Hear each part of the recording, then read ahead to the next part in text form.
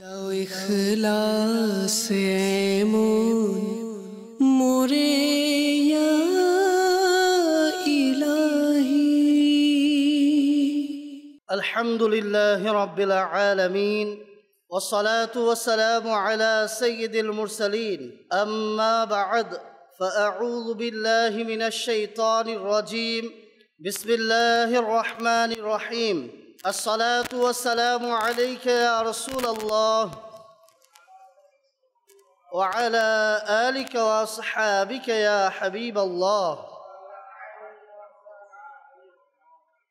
الصلاة والسلام عليك يا نبي الله وعلى آلك وأصحابك يا نور الله। رسول كريم رؤوف الرحيم صلى الله تعالى عليه وآله وسلم প্রতি দুরূদ ও সালাম পেশ করার অগণিত ফজিলত ও বরকত রয়েছে। আসুন আমরা একটি হাদিস শ্রবণ করি। রাসূলুল্লাহ সাল্লাল্লাহু তাআলা আলাইহি ওয়াসাল্লাম ইরশাদ করেন, মুসলমান যতক্ষণ পর্যন্ত আমার উপর দরুদ শরীফ পাঠ করতে থাকে, ফেরেশতা তার উপর রহমত প্রেরণ করতে থাকেন। এখন বান্দার ইচ্ছা, সে বেশি পাঠ করবে নাকি কম। আল্লাহ রসুল সুসংবাদ দেওয়ার পরে আমাদেরকে ইখতিয়ার দিয়ে দিলেন যে আমরা বেশি পড়তে পছন্দ করব নাকি কম।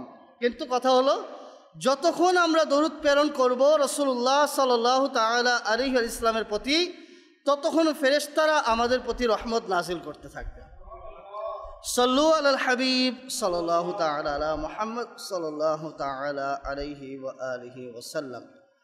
আজকে আমরা আলোচনা শুনব, জাদু একটি নিন্দনীয় কাজ।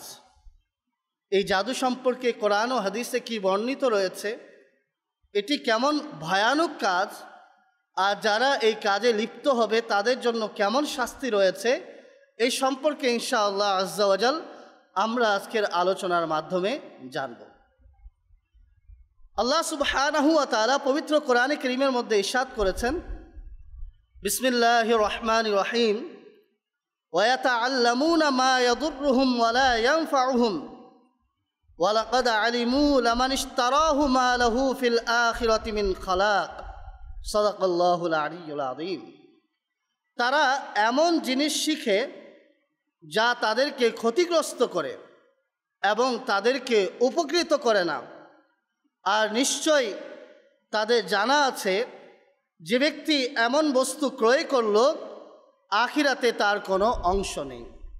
তার মানে বোঝা গেল এই আয়াতের ভাবার্থ থেকে, যে ব্যক্তি জাদুবিদ্যা অর্জন করবে আর এটা অর্জন করার মাধ্যমে বিভিন্ন ধরনের মানুষের ক্ষতি করবে, এই কাজের মধ্যে তার জন্য কষ্ট রয়েছে, তার জন্য কষ্টের দুঃসংবাদ রয়েছে এবং পরকালে তার জন্য কোনো অংশ নেই। এর থেকে দুর্ভাগা আর কে হতে পারে। দুনিয়াতেই যাকে দুর্ভাগা হওয়ার সার্টিফিকেট দেওয়া হলো, যে জাদুবিদ্যা শিখবে, পরকালে তার কোনো নেকি থাকবে না, তার জন্য কোনো অংশ থাকবে না। তার মানে বোঝা গেল এই জাদুবিদ্যা, জাদু করা, জাদু শিখা, এটার মাঝে কোনোভাবে সহযোগিতা করা সম্পূর্ণ একটি নিন্দনীয় কাজ। আমরা প্রথমে শুনে নিই এই জাদুর সূচনা হয় কিভাবে, কখন থেকে এই জাদুবিদ্যা শুরু হয়, কখন থেকে এই খারাপ প্রথা আরম্ভ হয়। আমরা জানি হযরত সুলাইমান আলাইহিস সালাম আল্লাহ তাআলার একজন নবী ছিলেন, অনেক সম্মানী নবী ছিলেন। আল্লাহ সুবহানাহু ওয়া তাআলা তাকে অতুলনীয় রাজত্ব দান করেছিলেন। সুলাইমান আলাইহিস সালামের রাজত্বের কথা আমরা যখন শুনি, তাহলে অবাক হয়ে তাকিয়ে থাকার মতো ঘটনা ঘটেছে তার সাথে। রাজা বাদশাদের কথা সাধারণত নাগরিকরা শুনে, কিন্তু আল্লাহ তাআলা সুলাইমান আলাইহিস সালামকে এমন পাওয়ার দিয়েছিলেন, এমন রাজত্ব দিয়েছিলেন, যে সুলাইমান আলাইহিস সালামের আনুগত্য বনের পশুরাও করত, আকাশে উড়ন্ত পাখিরাও করত। এই বাতাস, মেঘমালা সুলাইমান আলাইহিস সালামের অনুসরণ করত। তো সুলাইমান আলাইহিস সালামকে আল্লাহ তাআলা এমন পাওয়ার, এমন রাজত্ব দান করেছিলেন।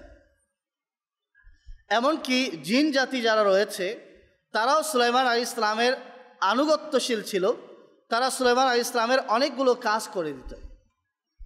অনেক সময় দেখা যেত জিনরা যেহেতু সুলাইমান আলাইহিস সালামের আনুগত্যশীল ছিল, সুলাইমান আলাইহিস সালামের কাজ করে দিত, এই কারণে ওই যুগে মানুষ জাতি এবং জিন জাতি পরস্পরের সাথে সাক্ষাৎ হতো। জিনেরা মানুষের সাথে সাক্ষাৎ করত, কথোপকথন করত, আর মানুষরাও জিনদের সাথে কথোপকথন করত। কারণ হলো তারা সুলাইমান আলাইহিস সালামের জন্য অনেক কাজ করত। তো এই প্রেক্ষিতে দেখা যেত যে অনেক সময় জিনরা এমন আশ্চর্যজনক কাজ করত যা মানুষের বিবেকে বাহ্যিকভাবে বুঝে আসতো না, যে এত আলিশান দালান এই মুহূর্তের মধ্যে হয়ে যাওয়া, এই কাজগুলো কিভাবে করা সম্ভব? এগুলো তো একজন সাধারণ মানুষের শক্তি দ্বারা করা সম্ভব না। জিনরা যখন এই ধরনের অদ্ভুত অদ্ভুত কার্যকলাপ করত, তখন যারা মানুষ ছিল তারা তাদেরকে জিজ্ঞাসা করত যে আপনারা এই যে অদ্ভুত অদ্ভুত আশ্চর্যজনক কাজগুলো করে থাকেন, এর পিছনে কি রহস্য রয়েছে, কিভাবে আপনারা এটা করে থাকেন? তখন জিনরা বলল, মিথ্যা কথা বলল জিনরা বলল যে আমরা কিছু মন্ত্র জানি। যখন আমরা এই মন্ত্রগুলো পাঠ করি তখন আমাদের মাঝে এক অলৌকিক শক্তি চলে আসে, আর যার কারণে আমরা এই অদ্ভুত কাজগুলো বাস্তবায়ন করতে সক্ষম হয়ে যাই। এই ঘটনা শোনার পরে মুসলমানরা একটু আকৃষ্ট হলো। স্বাভাবিক, কিছু অদ্ভুত কাজ দেখলে মানুষ সেটার প্রতি আকৃষ্ট হবে, এমনটাই স্বাভাবিক। তো মুসলমান যারা ছিল বা সেই যুগে যারা ছিল তারা এই কাজের প্রতি আকৃষ্ট হয়ে গেল। হওয়ার পরে তারাও তাদের থেকে মন্ত্র শেখা শুরু করলো। যখন তারা মন্ত্র পড়ত তখন জিনরা মানুষদেরকে ধোঁকা দিত। কিভাবে? যে মানুষ মন্ত্র পড়ত আর জিন মানুষের দৃষ্টির আড়াল হয়ে তারা সেই কাজগুলোকে সম্পন্ন করে দিত, যার ফলে মানুষের মধ্যে এই বিশ্বাস হওয়া শুরু হলো যে আমরা যদি এই মন্ত্রগুলো পাঠ করতে থাকি তাহলে আমরা এই ধরনের শক্তি পেয়ে যাব, আর এই আলিশান অদ্ভুত কাজগুলো আমরা মুহূর্তের মধ্যে বাস্তবায়ন করতে পারবো। এই আত্মবিশ্বাস নিয়ে তারা চলতে শুরু করলো। তাদের মাঝে দিন দিন জাদু শিখার আগ্রহ আরও বেড়ে গেল। এভাবে যখন তারা জাদুবিদ্যা শিখার মধ্যে সকলে লিপ্ত হয়ে গেল আর এই ঘটনাটি প্রসিদ্ধ হয়ে গেল, এমনকি হজরতে সুলাইমান আলাইহিস সালামের কাছে খবর পৌঁছে গেল। হজরতে সুলাইমান আলাইহিস সালাম জানতে পারলেন যে জিন্নাতদের কাছ থেকে মানুষরা জাদুবিদ্যা শিখছে। তখন সুলাইমান আলাইহিস সালাম এটার বিষয়ে অনেক কঠোর পদক্ষেপ নিলেন। সুলাইমান আলাইহিস সালামের ওয়াজির ছিল আসিফ বিন বারখিয়া। তো আসিফ বিন বারখিয়াকে সুলাইমান আলাইহিস সালাম আদেশ করলেন যে আজকে থেকে মানুষ এবং জিন জাতির সাক্ষাৎকে নিষিদ্ধ করে দাও। এই পরম্পরা, এই সিস্টেমকে একেবারে বন্ধ করে দাও, যাতে আজ থেকে কোনো মানুষ জিনদের সাথে সাক্ষাৎ করতে না পারে। এবং মন্ত্র ইত্যাদির যা কিতাব লেখা হয়েছে এই সবগুলোকে দাফন করে দাও। তো আসিফ বিন বারখিয়া তিনি সুলাইমান আলাইহিস সালামের আদেশ পাওয়া মাত্রই সেই মন্ত্র লিপিবদ্ধ কিতাবগুলোকে সুলাইমান আলাইহিস সালামের সিংহাসন নিচে দাফন করে দিল। তো সুলাইমান আলাইহিস সালাম যতদিন ছিলেন, বাহ্যিকভাবে যতদিন তার রাজত্ব ছিল, সুলাইমান আলাইহিস সালামের পর্দা করার পূর্ব পর্যন্ত এই জাদুবিদ্যা শেখানোর যে সিস্টেম ছিল সেটা বন্ধ হয়ে গেল। এক পর্যায়ে সুলাইমান আলাইহিস সালাম এই দুনিয়া থেকে বিদায় নিলেন, এই দুনিয়া থেকে পর্দা করলেন। তখন শয়তান মানুষের আকৃতিতে মানুষের কাছে আসলো। আসার পরে তাদেরকে বলতে লাগলো যে তোমরা কি জানো হজরতে সুলাইমান আলাইহিস সালাম কীভাবে এত বড় রাজত্ব পেয়েছিলেন? সুলাইমান আলাইহিস সালামের এমন বাদশাহী কিভাবে অর্জন হয়েছিল, এই সম্পর্কে কি তোমাদের জানা আছে? তো সবাই কৌতূহলের সাথে জানতে চাইল। আসলেই তো সুলাইমান আলাইহিস সালামের রাজত্ব অতুলনীয় ছিল। শুধু মানুষ নয়, বরং জিন জাতীয় তার আনুগত্যশীল ছিল। বনের পশুরাও তার কথা শুনত, আকাশের পাখিরাও তার ডাকে সাড়া দিত। এমন বাদশাহী কিভাবে অর্জন হলো, অবশ্যই এটা জানা দরকার। মানুষের মধ্যে একটি কৌতূহল সৃষ্টি হয়ে গেল। মানুষ তখন সেই শয়তানকে জিজ্ঞেস করতে লাগলো, জি বলুন কিভাবে হলো? তখন সেই শয়তান বলতে লাগলো যে সুলাইমান আলাইহিস সালামের যত ক্ষমতা ছিল, সুলাইমান আলাইহিস সালামের যত বাদশাহীর রহস্য ছিল, তা সুলাইমান আলাইহিস সালামের এই সিংহাসন নিচে জাদুর কিছু কিতাব রয়েছে যেগুলোকে দাফন করা হয়েছে, এগুলোর মধ্যেই সব রহস্য লুকিয়ে আছে। তোমরা সেগুলোকে খনন করো, সেখান থেকে বের করে আনো, তোমরাও শিখলে সুলাইমান আলাইহিস সালামের মতো রাজত্ব করতে পারবে, তোমরাও সুলাইমান আলাইহিস সালামের মতো বাদশাহী পেয়ে যাবে। এই কথা শোনার পরে মানুষ দলে দলে দৌড়ে এলো এবং সুলাইমান আলাইহিস সালামের সিংহাসনের নিচে খনন করতে শুরু করলো। আর সেই শিরকি যুক্ত এবং কুফর যুক্ত সেই জাদুর কিতাবগুলো তারা বের করলো। বের করার পরে তারা সেই কিতাব থেকে আবার জাদুবিদ্যা শেখা শুরু করলো, একে অপরকে শেখানো শুরু করলো। আবারও তারা এই জাদুবিদ্যার মধ্যে মশগুল হয়ে গেল। আবারও সেই জাদুবিদ্যার প্রথা নতুনভাবে, নতুন রূপে, নতুন আঙ্গিকে আবার বিস্তার লাভ করতে শুরু করলো। এইভাবেই ধারা চলতে লাগলো। এক পর্যায়ে এমন হয়ে গেল যে মানুষ সেই যুগে তাওরাত ও জবুর গ্রন্থ, আসমানি কিতাবগুলোকে অবিশ্বাস করতে শুরু করলো, আসমানি কিতাবগুলোকে একেবারে ছেড়ে দিল, সেগুলোর প্রতি তারা ভ্রুক্ষেপ করলো না, শুধুমাত্র তারা জাদুর কিতাবগুলোতে সীমাবদ্ধ থাকলো। আর এই বাহ্যিক পাওয়ার, এই বাহ্যিক ক্ষমতা, এটা লব লালসায় তারা এমনভাবে আক্রমণের শিকার হলো যে তারা সব কিছু ভুলেই গেল যে তাদের কাছে নবী এসেছিল, তাদের কাছে হেদায়েতের বার্তা নিয়ে এসেছিল, তাদের কাছে আসমানি কিতাব রয়েছে, এগুলো সব কিছুকে তারা ভুলে গেল। তো এইভাবে যতই যুগ গেল, পরম্পরা চলল, চলতে চলতে এক পর্যায়ে যারা বনি ইসরাইল ছিল তাদের নতুন প্রজন্মের মধ্যে এই ধারণা সৃষ্টি হয়ে গিয়েছিল মাআযাল্লাহ যে সুলাইমান আলাইহিস সালাম নামে কোনো নবী ছিল না, বরং সুলাইমান নামে একজন জাদুঘর ছিল মাআযাল্লাহ। এমন একটি ধারণা তাদের মাঝে জন্ম নিল যে সুলাইমান আলাইহিস সালামের যত রাজত্ব ছিল এটা আল্লাহ তাআলা প্রদত্ত নয়, বরং এটা একটি শয়তান প্রদত্ত, মাআযাল্লাহ এটি জাদুর প্রভাব ছিল। এইভাবে নতুন প্রজন্মের মধ্যে এক ধারণা সৃষ্টি হতে শুরু করলো। আর এই ধারণা আপনার আমার প্রিয় হাবিব রাসূল আরবি সাল্লাল্লাহু তাআলা আলাইহি ও আলিহি ওয়াসাল্লামের আগমনের পূর্ব মুহূর্ত পর্যন্ত ছিল। যখন আল্লাহ রাসূল সাল্লাল্লাহু তাআলা আলাইহি ইসলাম আগমন করলেন, নবী করিম সাল্লাল্লাহু আলাইহি ইসলামের উপরে কোরআনে করিম নাজিল হলো, তখন কোরআনে করিমের মধ্যে সুলাইমান আলাইহিস সালামের মূল ঘটনা, মূল রহস্য, সুলাইমান আলাইহিস সালামের মহত্বকে তুলে ধরা হলো। এরপরে মানুষ বুঝতে লাগলো যে আসলেই সুলাইমান আলাইহিস সালাম একজন সত্য নবী ছিল, আল্লাহ তাআলার প্রেরিত নবী ছিল, এখানে কোনো ধরনের জাদুর প্রভাব ছিল না। তাহলে আমরা বুঝতে পারলাম এই জাদুর সূচনা হয় সুলাইমান আলাইহিস সালামের সেই যুগ থেকে। আর এইভাবেই মানুষ জাদুর মধ্যে লিপ্ত হয়ে যায়। কিন্তু মনে রাখতে হবে এটি এমন এক বিষাক্ত বিদ্যা, যে ব্যক্তি নিজের মধ্যে এই বিষাক্ত বিদ্যাকে ধারণ করবে তার ইমানের নূর চলে যাবে, তার থেকে ইমান হাতছাড়া হয়ে যাবে, সে হেদায়েতের রাস্তা ভুলে সে গুমরাহির পথকে বেছে নেবে। এই জন্য যারা এখনও লিপ্ত রয়েছে তাদের এখনও সুযোগ আছে এটা থেকে বিরত থাকার। যদিও বা তুলনামূলক বর্তমান যুগে জাদু কম হয়, কিন্তু জাদুর প্রথা বিদ্যমান রয়েছে। মানুষ এক একটি ঘরকে ধূলিসাৎ করে দেয়, নিমিষে একটি পরিবারের শান্তিপূর্ণ পরিবেশকে বিশৃঙ্খলায় সেটাকে পরিণত করে দেয়। এটা অনেক খারাপ একটি কাজ। এটা থেকে সমাজ যতক্ষণ বিরত হবে না ততক্ষণ পর্যন্ত আমাদের সমাজের মাঝে শান্তি বিস্তার লাভ করতে পারবে না, বরং সমাজের মাঝে বিশৃঙ্খলা থেকে যাবে।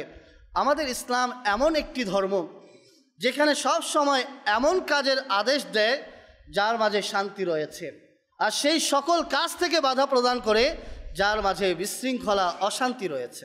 আলহামদুলিল্লাহ আমরা মুসলমান হয়েছি, আল্লাহ তাআলা আমাদেরকে সেই সৌভাগ্য দান করেছে যে আমাদের ইসলাম আমাদেরকে সর্বদা ভালো কাজের প্রতি উৎসাহিত করে, আর যেগুলো অসৎ কাজ আছে সেগুলো থেকে অনেক দূরে থাকার আদেশ প্রদান করে। আলহামদুলিল্লাহ। তো যেই আয়াত আমরা শুনেছিলাম যে জাদুবিদ্যা হলো এমন একটি জ্ঞান যা শিখার মাধ্যমে মানুষ ক্ষতিগ্রস্ত হয়, কখনো উপকৃত হয় না। আল্লাহ সুবহানাহু ওয়া তাআলা ইরশাদ করেন, বিসমিল্লাহির রহমানির রহিম, ওয়াত্তাবাউ মা তাতলু শায়াতিনু আলা মুলকি সুলাইমান। আর তারা সুলাইমান আলাইহিস সালামের রাজত্বকালে ওই জাদুর পিছু নিল যেই জাদু শয়তান করে থাকত। তারা সুলাইমান আলাইহিস সালামের রাজত্বকালে সুলাইমান আলাইহিস সালামের শরীয়তকে অনুসরণ না করে, সুলাইমান আলাইহিস সালামের আদেশ ও নিষেধকে মান্য না করে তারা শয়তানের আবিষ্কৃত জাদুর পিছে পড়ে গেল, যার কারণে তারা ধ্বংস হয়ে গেল। তাদের ব্যাপারে আল্লাহ তাআলার বাণী রয়েছে যে তারা আখিরাতে কোনো ধরনের অংশ পাবে না। এরপরে আল্লাহ তাআলা সুলাইমান আলাইহিস সালামের নবী হওয়ার বিষয়কে এবং সুলাইমান আলাইহিস সালাম যে জাদু থেকে মুক্ত ছিলেন এই বিষয়টি কোরআনে কারীমে এইভাবে ইরশাদ করেন, বিসমিল্লাহির রহমানির রহিম, ওয়ামা কাফারা সুলাইমানু ওয়ালাকিন্নাশ শায়াতিন কাফারু ইউআল্লিমুনা আন-নাস আস-সিহর। আর সুলাইমান আলাইহিস সালাম কুফর করেননি, বরং শয়তান কাফের হয়েছে, যে মানুষদেরকে জাদুর শিক্ষা প্রদান করত। তার মানে বোঝা গেল কোরআনে কারীম সুলাইমান আলাইহিস সালামের বাস্তব চিত্রকে তুলে ধরেছে যে সুলাইমান আলাইহিস সালাম আল্লাহ তাআলার পক্ষ থেকে প্রেরিত একজন রসূল ছিল। জাদুর সাথে সুলাইমান আলাইহিস সালামের কোনো ধরনের সম্পর্ক ছিল না, বরং জাদুর সাথে সম্পর্ক ছিল শয়তানের। আর যারা জাদুর অনুসরণ করেছে তারা প্রকৃতপক্ষে সুলাইমান আলাইহিস সালামের অনুসরণ করেনি, বরং তারা শয়তানেরই অনুসরণ করেছে। এই যে জাদু সম্পর্কে আমরা শুনছি, এই বিষয়ে একটি প্রসিদ্ধ রেওয়ায়াত রয়েছে একজন নারীর ব্যাপারে। একজন নারী, সে হযরতে সাইয়্যিদাতুনা আয়েশা সিদ্দিকা রাদিয়াল্লাহু তাআলা আনহার কাছে আসলো। আসার পরে সে বলল যে আমার স্বামী হারিয়ে গিয়েছিল, তো আমার স্বামী হারানোর কারণে আমার একটি অস্থিরতা কাজ করছিল। তো আমি একজন বৃদ্ধ মহিলার সাথে পরামর্শ করলাম যে এখন আমার করণীয় কি, আমার তো স্বামী হারিয়ে গিয়েছে, এর কারণে আমি অস্থিরতা অনুভব করছি। তো সেই মহিলা তাকে পরামর্শ দিল, বাবিল শহরের মধ্যে অমুক জায়গায় একটি কূপ রয়েছে, তুমি সেখানে যাও। যাওয়ার পরে সে সেখানে দুজন ব্যক্তিকে দেখতে পেল। তাদেরকে গিয়ে বলল যে আমাকে জাদু শেখান, আমি জাদু শিখব। সেই দুজন ব্যক্তি বলতে লাগলো, তুমি জাদু শিখিও না, এই জাদু তোমাকে ধ্বংস করে দিবে, এই জাদু তোমাকে ক্ষতিগ্রস্ত করবে, তোমাকে কোনো উপকার দিতে পারে না। এইভাবে তাকে দুজন ব্যক্তি বুঝাতে শুরু করলো, কোনোভাবেই তারা বুঝতে রাজি হলো না। শেষ পর্যায়ে সেই দুজন ব্যক্তি তাকে জাদু শেখানোর উদ্দেশ্যে পরামর্শ দিল যে ঠিক আছে, সামনে একটি কূপ রয়েছে, সেই কূপের মধ্যে গিয়ে তুমি প্রস্রাব করে আসো। যখন সেই মহিলা সেখানে গেল এবং সেখানে গিয়ে প্রস্রাব করলো, করা মাত্রই সে দেখতে পেল তার অন্তর থেকে একটি নুরানি বালা বের হয়ে আসমানে গিয়ে গায়েব হয়ে গেল।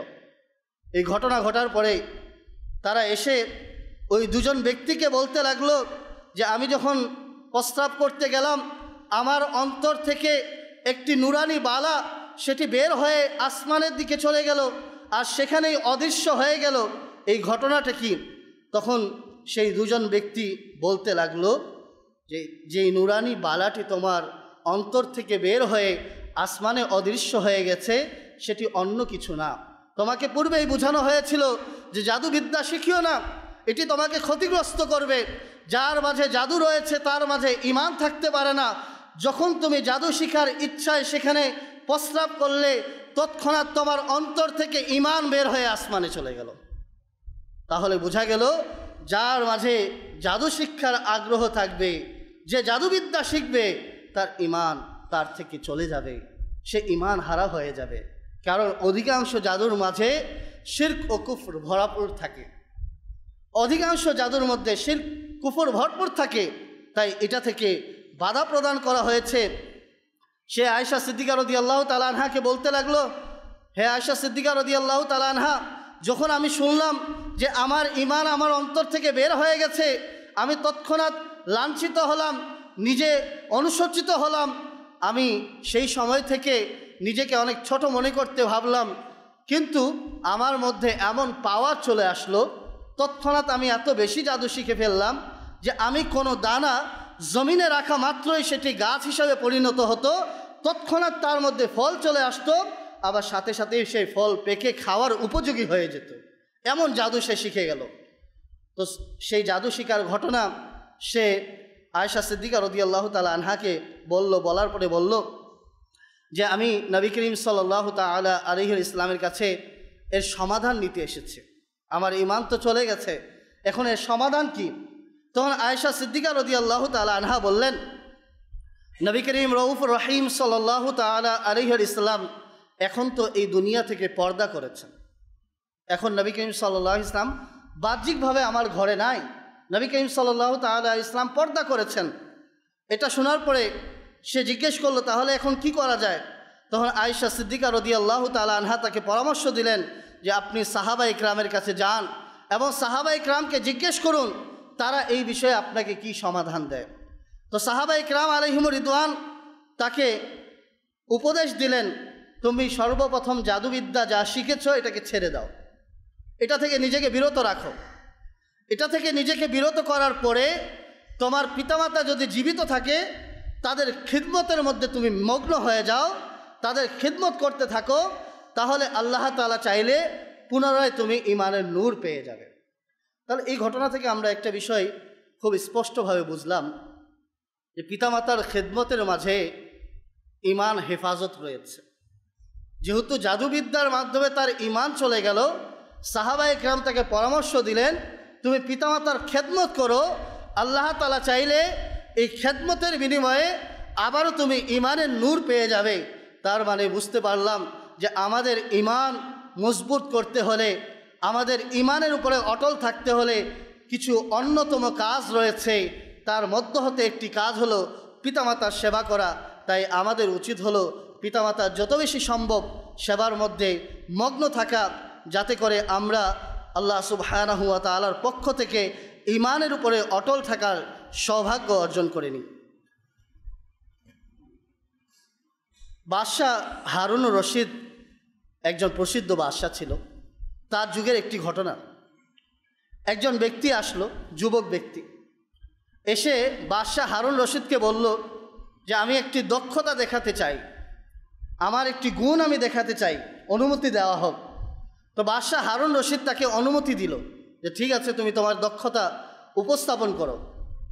তো সেই ব্যক্তি যে মাঠ ছিল অথবা উঠান ছিল, সেই উঠানের একেবারে মধ্যবর্তী স্থানে একটি সুই গেঁথে ফেললো, খাড়া করে সুই গেঁথে ফেললো।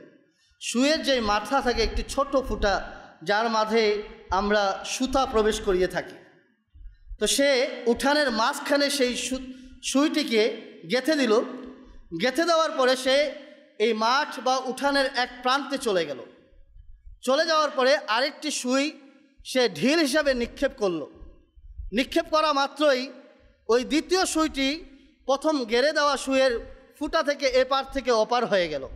এই দক্ষতা দেখে সবাই আনন্দিত হলো যে ভালোই দক্ষ একজন ব্যক্তি, যে এত দূর থেকে সুইয়ের সামান্য ছিদ্র থেকে আরেকটি সুইকে সে এপার থেকে ওপার করতে পারলো, তার মাঝে ভালো দক্ষতা রয়েছে। বাদশাহ হারুনুর রশিদ তাকে উদ্দেশ্য করে বললেন যে তাকে 10টি দিনার দেওয়া হোক এবং পাশাপাশি তাকে 10টি চাবুক মারা হোক। সবাই আশ্চর্য হয়ে গেল, সে তো দক্ষতা দেখিয়েছে, এখানে তো তার গুণ প্রকাশিত হয়েছে, তাকে 10টি দিনার উপহার স্বরূপ দেওয়া হচ্ছে, এটা তো বুঝে আসার মতো বিষয়। কিন্তু তার সাথে তাকে 10টি চাবুক মারার আদেশ কেন দিলেন বাদশাহ হারুন রশিদ? এরপরে সবাই বাদশাহ হারুন রশিদকে জিজ্ঞেস করতে লাগলো যে এর পিছনে রহস্য কি রয়েছে। বাদশাহ হারুন রশিদ বললেন যে তাকে 10টি দিনার এই কারণে দেওয়া হচ্ছে যে সে অত্যন্ত চমৎকার দক্ষতা দেখিয়েছে, সে একজন মেধাবী ব্যক্তি, তার মাঝে প্রখর মেধা রয়েছে, সুতরাং সে 10 দিনার পাওয়ার যোগ্য।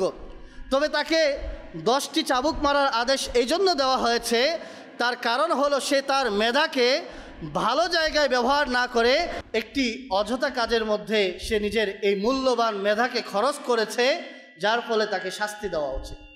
এখান থেকেও আমরা বুঝতে পারলাম যে আল্লাহ তাআলা আমাদেরকে যে নেয়ামতগুলো দান করেছেন, এই নেয়ামতগুলো সঠিক ব্যবহার করতে হবে।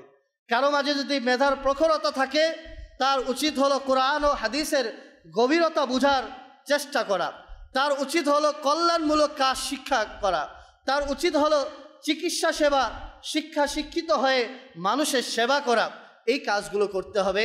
আল্লাহ তাআলার পাওয়া নেয়ামতগুলোকে যেখানে সেখানে অযথা কাজের মধ্যে ব্যবহার করা যাবে না, বরং সঠিক কাজে ব্যবহার করতে হবে। আল্লাহ পাকের প্রিয় নবী হযরতে ঈসা আলাইহিস সালাম থেকে একটি রিওয়ায়াত রয়েছে, তিনি বলেন, পৃথিবীতে অসংখ্য গাছ রয়েছে, তবে প্রতিটি গাছের মধ্যে ফল ধরে না। আবার যেই গাছগুলোর মধ্যে ফল ধরে সবগুলো ফলের স্বাদ মিষ্টান্ন হয় না, বরং কিছু ফলের স্বাদ তিক্ত হয়ে থাকে। ঠিক তদ্রূপ সব জ্ঞান, প্রত্যেকটা জ্ঞান সেটা ভালো হয় না। কিছু জ্ঞান রয়েছে যা অর্জন করার মাঝে মানুষের ক্ষতি রয়েছে, তার মধ্যে হতে একটি হলো এই জাদুবিদ্যা অর্জন করা। কেননা এটার অর্জনের মধ্যে কোনো ধরনের কল্যাণ নেই, শুধুমাত্র তার জন্য ক্ষতি আর ক্ষতি অপেক্ষা করছে। এক তো দুনিয়াতে কেউ তাকে ভালোবাসবে না, আর আখিরাতের ব্যাপারে আল্লাহ সুবহানাহু ওয়া তাআলা স্পষ্টভাবে বলে দিয়েছেন, মা লাহু ফিল আখিরাতি মিন খালাক, তার জন্য আখিরাতে কোনো অংশ নেই। তার থেকে দুর্ভাগা কে হতে পারে যার ব্যাপারে আল্লাহ তাআলা দুনিয়াতেই সার্টিফিকেট দিলেন, যে ব্যক্তি জাদুবিদ্যা শিক্ষা অর্জন করবে কিয়ামতে তার জন্য কোনো কল্যাণই থাকবে না, তার জন্য কোনো মঙ্গলই থাকবে না। তার থেকে হতভাগা আর কেউ হতে পারে না। তাই এই মারাত্মক বিষয় থেকে, এই ধ্বংসাত্মক বিষয় থেকে আল্লাহ সুবহানাহু ওয়া তাআলা আমাদেরকে সদা সর্বদা বিরত রাখুন, আমিন। আল্লাহ সুবহানাহু ওয়া তাআলা পবিত্র কোরআনের যে আয়াতটি আমি তেলাওয়াত করেছি তার পরবর্তী অংশে আল্লাহ তাআলা বলেন, বিসমিল্লাহির রহমানির রহিম, ওয়ালা বি'সা মা শারাউ বিহি আনফুসাহুম লাউ কানু ইয়ালামুন। তারা নিজের প্রাণের জন্য কতই মন্দ জিনিসকে ক্রয় করেছে যদি তারা জানতো। অর্থাৎ যদি তারা জানতো যে তারা নিজের প্রাণের বিনিময়ে, নিজের প্রাণের জন্য এত মারাত্মক একটি জিনিস, বিষাক্ত জিনিসকে তারা শিক্ষা অর্জন করছে, তাহলে তারা কখনোই এই জ্ঞানের পিছে ছুটত না, আর তারা কখনোই এই জ্ঞানের মাধ্যমে নিজেকে ধূলিসাৎ করত না। আয়াতের মধ্যে আরেকটি অংশে রয়েছে, আল্লাহ সুবহানাহু ওয়া তাআলা ইরশাদ করেন, বিসমিল্লাহির রহমানির রহিম, ফায়াতাআল্লামুনা মিনহুমা মা ইউফাররিকুনা বিহি বাইনাল মারই ওয়া যাওজি। জাদুর মাধ্যমে মানুষ কখনো কারো কল্যাণ চায় না। জাদুর মাধ্যমে এটা প্রমাণিত, শত শত বছর ধরে প্রমাণিত, জাদুর মাধ্যমে মানুষ একে অপরের থেকে কল্যাণকে ছিনিয়ে নিতে চায়। মানুষ মানুষের হৃদয়ের শান্তিকে কেড়ে নিতে চায়, মানুষ থেকে সম্পদকে কেড়ে নিতে চায়। এই জাদুবিদ্যা শুরু থেকেই প্রমাণিত যে জাদুর মাধ্যমে কোনো ধরনের কল্যাণ কখনো প্রমাণিত হয় না। আর হবেই কিভাবে, যেটি কোরআন ও হাদিসের মাধ্যমে বিষাক্ত জ্ঞান হিসেবে সাব্যস্ত হয়েছে। আল্লাহ সুবহানাহু ওয়া তাআলা বলেন, তারা ওই ফেরেশতাদের থেকে এমন জাদু শিখে থাকে যার মাধ্যমে স্বামী স্ত্রীর মাঝে তারা বিচ্ছেদ ঘটিয়ে থাকে। আল্লাহ সুবহানাহু ওয়া তাআলা মানুষ জাতির পরীক্ষার জন্য হারুত ও মারুত নামে দুজন ফেরেশতাকে বাবেল শহরের মধ্যে প্রেরণ করেছিলেন মানুষের পরীক্ষা করার জন্য। তারা জাদুবিদ্যা জানত। কেউ তাদের কাছে জাদু শিখতে আসলে সর্বপ্রথম তারা বলতো যে এই জাদু শিখিও না, এই জাদুর মাঝে কল্যাণ নেই। বিভিন্নভাবে নসিহত করতো তারা যে এই জাদুবিদ্যা শিখলে তোমার থেকে ঈমানের নূর হারিয়ে যাবে। বুঝানোর পরেও যারা শিখত না তাদেরকে বলতো আমরা তো শুধুমাত্র পরীক্ষা। তার মানে হলো আল্লাহ তাআলা আমাদেরকে পরীক্ষা স্বরূপ পাঠিয়েছে। আমাদের কাজ হলো প্রথমে মানুষকে বাধা প্রদান করা যে তোমরা জাদু শিখিও না। এরপরেও যদি মানুষ নিজের ঈমানের তুলনায় জাদুকে প্রাধান্য দিয়ে আমাদের থেকে জাদু শিখে, তাহলে সে নিজের ক্ষতি নিজে করতে পারে। আমরা তো শুধুমাত্র পরীক্ষা স্বরূপ দুনিয়াতে এসেছি। তো আল্লাহ তাআলা তাদেরকে পাঠিয়েছিলেন যারা বুঝবান ছিল, যাদের বোধশক্তি ছিল। ফেরেশতারা যখন তাদেরকে বুঝাতো যে এই জাদুর মাঝে ক্ষতি রয়েছে, ক্ষতি ছাড়া কোনো কল্যাণ নেই, তো যাদের বোধশক্তি ছিল, যারা আম্বিয়া ইকরামের অনুসারী ছিল, তারা তৎক্ষণাৎ সেখান থেকে ফিরে যেত। আর যাদের মনের মধ্যে ঈমানি দুর্বলতা ছিল, যারা ঈমানের থেকে এই বাহ্যিক লোভ লালসাকে প্রাধান্য দিত, তারা জোর করে তাদের থেকে জাদুবিদ্যা শিখত। আর এই জাদুবিদ্যা শিখার মাধ্যমে তারা বিভিন্ন ধরনের অদ্ভুত কাজ করত, আর তারা এই কাজের মধ্যেই সন্তুষ্ট থাকত। তারা এটা ভুলেই গিয়েছিল যে আখিরাতে তাদের জন্য কোনো কল্যাণ হবে না, তাদের জন্য কোনো ধরনের অংশ থাকবে না। তবে একটি আকীদার বিষয় আমরা জেনে নিই, যে জাদুর ব্যাপারে যেহেতু আমরা শুনছি, জাদুর মাধ্যমে বিভিন্ন শান্তি, বিভিন্ন প্রকারের শৃঙ্খলা বিশৃঙ্খলায় রূপ নেয়। তো জাদুর মধ্যে কি এত পাওয়ার কিভাবে আসলো? মনে রাখতে হবে, আমাদের আকীদা এইভাবে রাখতে হবে যে আগুন কোনো জিনিসকে জ্বালানোর ক্ষমতা রাখে, তার কারণ হলো আগুনের মধ্যে আল্লাহ তাআলা এই পাওয়ার দিয়েছে। পানি মানুষকে তৃপ্ত করতে পারে, মানুষের তৃষ্ণা মেটাতে পারে, তার কারণ হলো আল্লাহ তাআলা এর মাঝে এই প্রভাব রেখেছেন। খাবার মানুষের পেটকে ভরে দিতে পারে, মানুষকে সতেজ করতে পারে, তার কারণ হলো এই খাবারের মধ্যে আল্লাহ তাআলা এই প্রভাব রেখেছে। তো জাদুর মাধ্যমে যেই প্রভাব হয়, এই জাদুর মধ্যেও প্রভাব কে রেখেছেন? আল্লাহ তাআলা। কেননা সব কিছু আল্লাহ তাআলার আদেশে হয়, আল্লাহ তাআলার আদেশ ব্যতীত কোনো কিছুই কোনো ধরনের প্রভাব করতে পারে না। তবে আল্লাহ তাআলা মাখলুকের সামনে সবগুলোকে স্পষ্ট করে উপস্থাপন করে দিয়েছেন কোনটি ভালো কোনটি খারাপ। যেহেতু আমরা পৃথিবীতে এসেছি পরীক্ষা দেওয়ার জন্য, তা আমরা ভালোকে বাছাই করব নাকি মন্দকে বাছাই করব, এটা আমাদের উপরে নির্ভর করবে। আমরা যদি ভালোকে আঁকড়ে ধরি তাহলে দুনিয়াতেও কামিয়াব হব, আখিরাতেও কামিয়াব হব। আর যদি আমরা মন্দ জিনিসকে আঁকড়ে ধরি তাহলে আমরা ইহকালেও লাঞ্ছিত হব, পরকালেও লাঞ্ছিত হব। এটি সুস্পষ্টভাবে প্রমাণিত হয়। সুতরাং আমাদেরকে এই আকীদাও রাখতে হবে, প্রত্যেক জিনিসের প্রভাব, প্রত্যেক জিনিসের মধ্যে ক্ষমতা, এগুলো সব আল্লাহ তাআলার প্রদত্ত। প্রত্যেক জিনিসের মধ্যে ভালো খারাপ থাকতে পারে। বান্দা ভালোকে বাছাই করলে তার প্রতিফল ভালো পাবে, বান্দা যদি খারাপকে বাছাই করে তার পরিণাম খারাপ হবে। এভাবে করে আরেকটি বিষয় আমরা জেনে রাখি যে জাদু এবং কারামতের মধ্যে পার্থক্য কী। আম্বিয়া ইকরাম আলাইহিস সালাম থেকে তো অসংখ্য অলৌকিক ঘটনা ঘটেছে, সেটা তো স্বাভাবিক বিষয় যে আম্বিয়া ইকরাম আলাইহিস সালাম সর্বশ্রেষ্ঠ মাখলুক এবং মানুষের মধ্যে সর্বশ্রেষ্ঠ, যাদেরকে আল্লাহ তাআলা স্পেশাল বানিয়ে পাঠিয়েছেন। নবী অর্জন করা যায় না, আল্লাহ তাআলা যাকে বানায় তিনি নবী হন। তো আল্লাহ তাআলা যে নেক বান্দারা রয়েছে তাদের থেকে কারামত প্রকাশিত হয় এবং কিয়ামত পর্যন্ত তাদের থেকে কারামত প্রকাশিত হবে। এই কারামত আর জাদুর মধ্যে পার্থক্য হলো যে জাদু সর্বদা নিকৃষ্ট লোক থেকে প্রকাশিত হয়, আর কারামত সর্বদা আল্লাহ তাআলার নেক বান্দাদের থেকে প্রকাশিত হয়। জাদু এই ইলম আসে শয়তানের পক্ষ থেকে। জাদু অর্জন করা যায়, কারামত অর্জন করা যায় না। কারামত আল্লাহ তাআলা দান করেন, আর জাদুবিদ্যা শিখতে হয়, অর্জন করতে হয়, এরপরে এটা কার্যকারিতা লাভ করে। কিন্তু কারামত হলো যা আল্লাহ তাআলার প্রদত্তভাবে আসে, কেউ চাইলেই কারামত অর্জন করতে পারে না। যাকে আল্লাহ তাআলা কারামত দান করবে শুধুমাত্র তিনিই কারামতের হকদার হবেন। আমরা যেহেতু মুসলমান, ইলমে দিন ছাড়া বিকল্প নেই। আমাদের উচিত হলো আল্লাহ তাআলার দরবারে ইলম অর্জনের দোয়া করা, ইলম পাওয়ার দোয়া করা। তবে এমন ইলম পেতে হবে যে ইলম আমাকে সংশোধন করবে, যে ইলম মানুষকে সংশোধন করার ক্ষেত্রে আমাকে এই চিন্তা দিবে যে আমি যে তাকে সংশোধন করছি আল্লাহ তাআলা এবং তার রাসূলের সন্তুষ্টি লাভের জন্য, নাকি আমার মনের কোনো আক্রোশের কারণে, আমার মনের ক্ষোভের কারণে। এই বিষয়গুলোকে খেয়াল রাখতে হবে।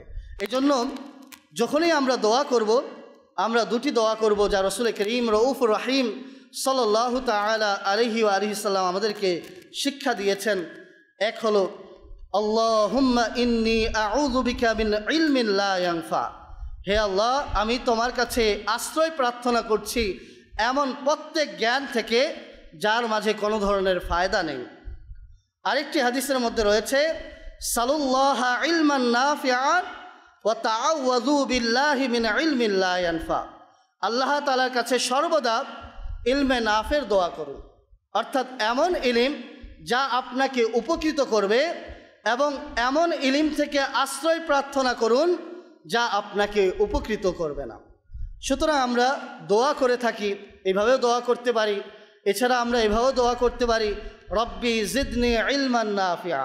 হে আল্লাহ, আমাদেরকে ইলমে নাফি বেশি পরিমাণে দান করো। এইভাবেও আমরা দোয়া করতে পারি আল্লাহুম্মা ইন্নী আউযু বিকা মিন ইলমিন লা ইয়ানফা। যদি আরবি না জানি আমরা বাংলায় দোয়া করতে পারি। ইলমের দোয়া তো করতেই হবে, কারণ ইলম ছাড়া আকীদা ও আমল বিশুদ্ধ করা সম্ভব না। আপনি যখন জানবেনই না যে সঠিক আকীদা কি, তাহলে আপনি নিজের আকীদাকে বিশুদ্ধ করবেন কিভাবে? আপনি যখন জানবেন না যে কোনটা মানতে হবে আর কোনটা ছাড়তে হবে, তো না জানলে আপনি সেটার উপর বিশ্বাস আনবেন কীভাবে? তো আকীদার ক্ষেত্রে এবং আমলের ক্ষেত্রে দুটার ক্ষেত্রে ইলমের প্রয়োজন রয়েছে, ইলম ছাড়া বিকল্প নাই। তো আল্লাহ তাআলার কাছে ইলমের জন্য দোয়া তো করতে হবে, তবে দোয়া করতে হবে ইলমে নাফের, যাতে করে আমরা আল্লাহ তাআলার কাছ থেকে দোয়ার মাধ্যমে ইলমে নাফে পেয়ে যাই। জাদু সম্পর্কে দীর্ঘ আলোচনা আমরা শুনলাম, জাদু দূর করার একটি পদ্ধতিও আমরা জেনে নিই। নবী করিম সাল্লাল্লাহু তাআলা আলাইহি ওয়াসাল্লাম এর উপরও জাদু করা হয়েছিল। তবে মনে রাখতে হবে, সাধারণ মানুষের প্রতি জাদুর প্রভাব আর আম্বিয়া ইকরামের প্রতি জাদুর প্রভাবের মধ্যে পার্থক্য আছে। যখন কোনো সাধারণ মানুষের উপরে জাদু করা হয়, তখন তার পুরো শরীর, তার বিবেক, তার অন্তর সব কিছু জাদুর শিকার হয়। অর্থাৎ জাদু অনুযায়ী তার অন্তর চলে, জাদু অনুযায়ী তার মস্তিষ্ক কাজ করে, জাদু অনুযায়ী তার দেহ চলে। কিন্তু আম্বিয়া ইকরাম আলাইহিমুস সালামের উপরে যদি জাদু হয়ে থাকে বা হয়েছে সেগুলোর প্রকার ছিল শুধুমাত্র বাহ্যিক শরীরে। নবী করিম সাল্লাল্লাহু আলাইহি ওয়াসাল্লামের উপরে যে জাদু করা হয়েছিল, এই জাদুর প্রভাব শুধুমাত্র শরীরের উপরে ছিল, অন্তর এবং বিবেকের উপরে এই জাদুর কোনো প্রভাব পড়েনি। তো একবার এক ইহুদি নবী করিম সাল্লাল্লাহু তাআলা ইসলামের উপরে জাদু করল। তো নবী করিম সাল্লাল্লাহু তাআলা আলাইহি ইসলামের কাছে জিবরিল আমিন আলাইহিস সালাম এসে এই বার্তা দিলেন যে আপনার উপরে একজন ইহুদি ব্যক্তি জাদু করেছে। জিবরিল আমিন আলাইহিস সালাম আরজ করলেন, ইয়া রাসূলুল্লাহ সাল্লাল্লাহু তাআলা আলাইহি ইসলাম, এই জাদুর সামগ্রী অমুক কূপের মধ্যে রয়েছে। নবী করিম সাল্লাল্লাহু তাআলা আলাইহি ইসলাম আলী রাদিয়াল্লাহু তাআলা আনহুকে প্রেরণ করলেন এবং আলী রাদিয়াল্লাহু তাআলা আনহু সেই কূপ থেকে পানিগুলোকে খালি করলেন। খালি করার পরে নিচে দেখলেন একটি পাথর রয়েছে, আর সেই পাথরের নিচে কিছু জিনিস রাখা রয়েছে। তখন আলী রাদিয়াল্লাহু তাআলা আনহু দেখলেন তার মাঝে একটি মোমের পুতুল ছিল, এই মোমের একটি পুতুল ছিল। তো তিনি নবী করিম সাল্লাল্লাহু তাআলা আলাইহি ইসলামের কাছে তা নিয়ে আসলেন। এই পুতুলের মধ্যে 11টি সুইচ গাঁথা ছিল। তো এগুলো সবগুলো তিনি নবী করিম সাল্লাল্লাহু তাআলা আলাইহি ইসলামের দরবারে নিয়ে উপস্থিত হলেন। সেই সময় নবী করিম সাল্লাল্লাহু তাআলা আলাইহি ইসলামের প্রতি সূরা ফালাক এবং সূরা নাস নাজিল হয়েছিল। আর এই দুটি সূরার মধ্যে মোট 11টি আয়াত রয়েছে, আর সেই মোমের মধ্যেও 11টি সুই ছিল। তো রাসূলুল্লাহ সাল্লাল্লাহু তাআলা আলাইহি ইসলাম এক একটি আয়াত তেলাওয়াত করলেন, আর সেই মোম থেকে সুইগুলো বের করলেন, আর এভাবে 11টি সুই বের করে ফেললেন। এর মাধ্যমে নবী করিম সাল্লাল্লাহু তাআলা আলাইহি ইসলামের শরীর মোবারক থেকে জাদুর প্রভাব দূর হয়ে গেল। তো আমাদেরকে জাদুবিদ্যা এটা থেকে তো প্রার্থনা করতেই হবে, আল্লাহ তাআলা যেন হেফাজত করে। আমাদেরকে ইলমে নাফের দোয়া করতে হবে এবং এই আকীদা রাখতে হবে, আম্বিয়া ইকরাম আলাইহিমুস সালামের উপরে যে জাদু হয়েছিল তা শুধুমাত্র শরীরের উপর প্রভাব ফেলেছে, কোনো নবীর আকল এবং অন্তরের মধ্যে এর কোনো ধরনের প্রভাব পড়েনি, যার কারণে তারা কখনো আল্লাহ তাআলার আদেশের বিরুদ্ধে কোনো আদেশ উম্মতকে দেননি। আমরা যা কিছু শ্রবণ করেছি, আল্লাহ সুবহানাহু ওয়া তাআলা আমাদেরকে এর উপরে আমল করা, অন্যের নিকট পৌঁছে দেওয়া তৌফিক দান করুন। আমিন। দাও ইখলাস এমন মোরে